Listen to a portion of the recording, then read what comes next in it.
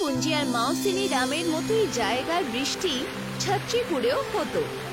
ছত্রিপুরের নদী নালা 12 মাসে জলে ভর্তি থাকতো। জলের দেবী আশ্রা দেবী এই গ্রামের কুলদেবী ছিলেন। ওনার একটা বড় মন্দির এই গ্রামে ছিল, আর এখানকার লোকেরা ওনাকে পুজো করত।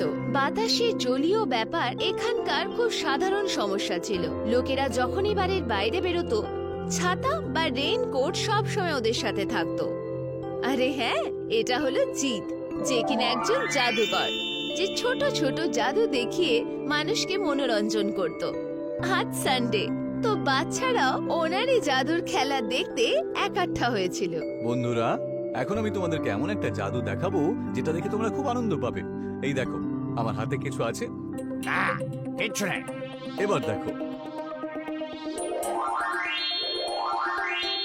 আরে এটা তো নকল জাদু দেখায়, তাই না? আরে ও জাদুকর ছিল ওর বাবা।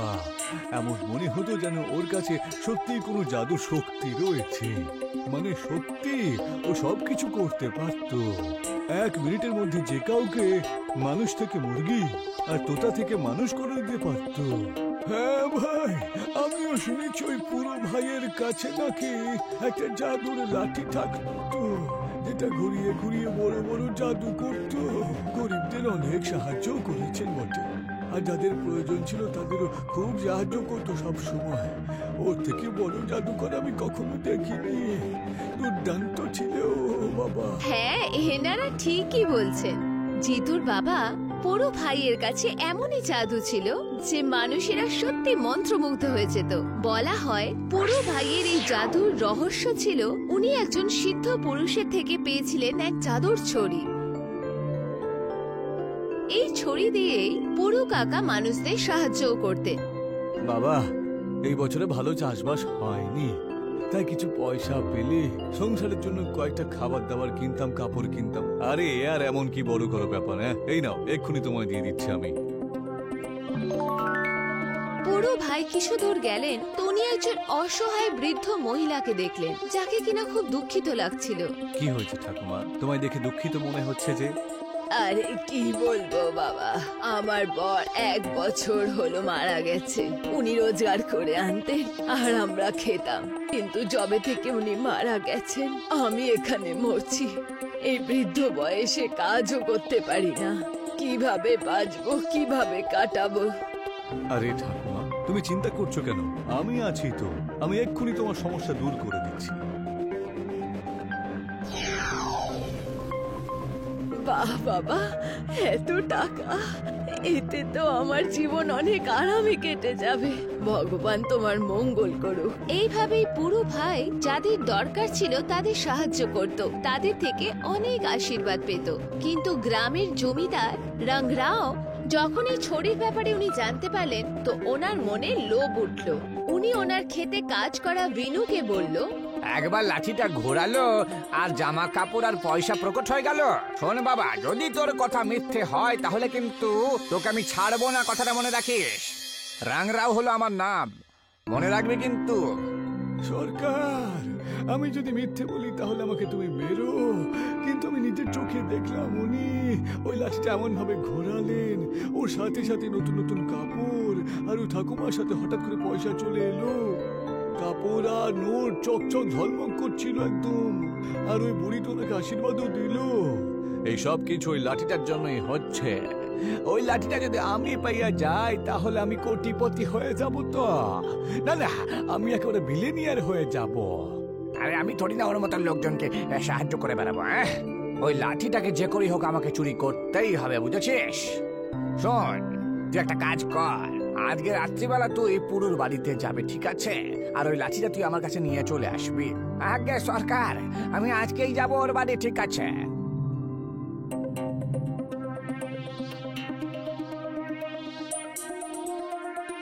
যখন বিনু পুরো ভাইয়ের ঘরে ঢুকে জাদুই ছড়ি খুঁজতে শুরু করলো, তখন ও শুয়ে থাকা পুরো ভাইয়ের পাশে সেই ছড়ি দেখতে পারলো। যখন ও ছড়ি নেওয়ার জন্য হাত বাড়ালো, তখন পুরো ভাইয়ের চোখ খুলে গেল। তাহলে জাদুর লাঠিটা চুরি করার চেষ্টা করছিলি, তাই তো? তুই, তোকে আমি এক্ষুনি মজা দেখাচ্ছি।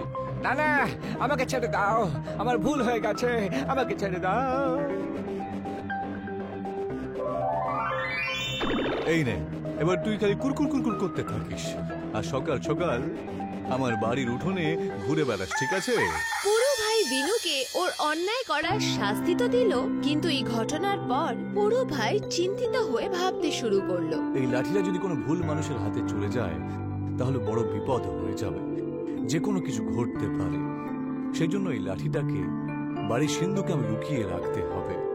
এই লাঠিটার ব্যাপারে এমন খবর ছড়িয়ে দিতে হবে যে এই লাঠিটা আমার থেকে কেউ চুরি করে নিয়ে পালিয়ে গেছে, তাহলেই এই লাঠিটা সিন্ধুকের মধ্যে সুরক্ষিত থাকবে। তারপর পুরো ভাই আর কখনো সেই জাদুই ছড়ির ব্যবহার করলো না। কিন্তু কিছু বছর পর পুরো নিজের শেষ সময় ছিল, জিতু ওর কাছে ছিল। তখন উনি বললেন, জিতু, মনে হচ্ছে আমার যাবার সময় হয়ে গেছে বাবা। তুমি খুব মনোযোগ দিয়ে জাদু শিল্প শিখতে থেকো, ঠিক আছে?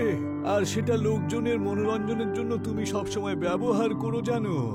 ওই জাদুর লাঠিটা, যার খবরটা আমি ছড়িয়ে দিয়েছিলাম যে ওটা চুরি হয়ে গেছে, আসলে কিন্তু ওটা চুরি হয়নি, বরং ওই জাদুর লাঠিটাকে আমি সিন্ধুকের মধ্যে লুকিয়ে রেখেছি।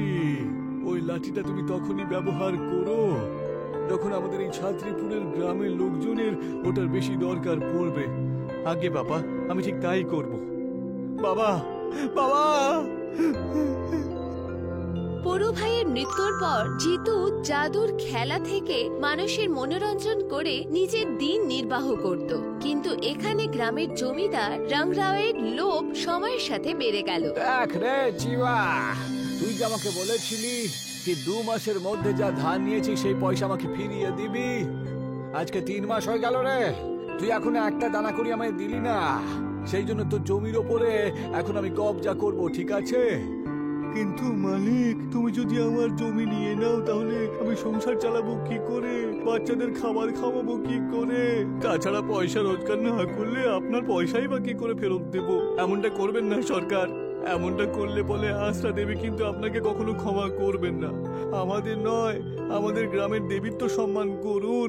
আমাকে আরেকটু সময় দিয়ে দিন আপনি। আশা দেবীর নাম দিয়ে আমাকে ভয় পাওয়াস না তো, তুই বুঝলি? এইসব আজে বাজে বলে কোনো লাভ হবে না।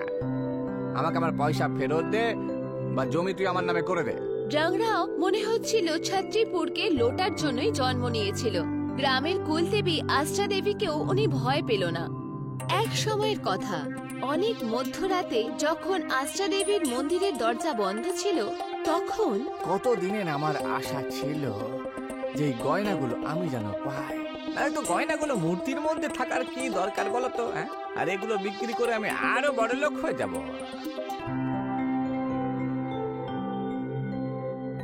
পরে তিনি গ্রামে গয়না চুরির কথা আগুনের মতন ছড়িয়ে গেল। চোরকে খুঁজে পাওয়ার আগেই তার আগেই গ্রামে খুব তীব্র বাড় এলো। মানুষের ঘরে জিনিসপত্র জলে বয়ে গেল। এটা দেখে জিতু থাকতে পারল না, আর ও নিজের সিন্ধুক খুলল। ওহো, এই বন্যা তো গ্রামকে একেবারে ধূলিসাৎ করে দিল। গ্রামের লোকের আমার দরকার রয়েছে, আর এটাই হলো সঠিক সময় এই জাদু লাঠিটা ব্যবহার করার। ওটা ব্যবহার করেই আমি আমার গ্রামের লোকেদের প্রাণ বাঁচাতে পারি। আমার ছাত্রীপুর গ্রামের লোকজনকে রক্ষা করতে। তারপর আর কি, ওই উল্টো ছাতার মধ্যে গ্রামের সব লোকেরা চলে গেল, আর ওই ছাতা উড়তে উড়তে গ্রামের পাশের পাথরের কাছে এসে দাঁড়ালো। সবাই পাথরের সামনে নেমে গেল। এটা কোনো সাধারণ বন্যা নয়, আস্থা দেবীর অভিশাপ এটা। কেউ মন্দিরে গিয়ে দেবীর গয়না চুরি করেছে। যদি ওই চোরকে না ধরা হয় তাহলে এই বন্যা পুরো গ্রামকে শেষ করে ফেলবে। কিন্তু চোরকে আমরা কি করে ধরবো সাধু বাবা? আমার পূর্বপুরুষরা বলেছেন যখন দেবী রাগ করেন তখন গ্রামে বন্যা হয় আর মানুষের জন্য বাঁচা দুষ্কর হয়। বর্ষা হলে যখন ওই বর্ষার মধ্যেও যে আসলে ভেজে না সেই হয় আসল অপরাধী।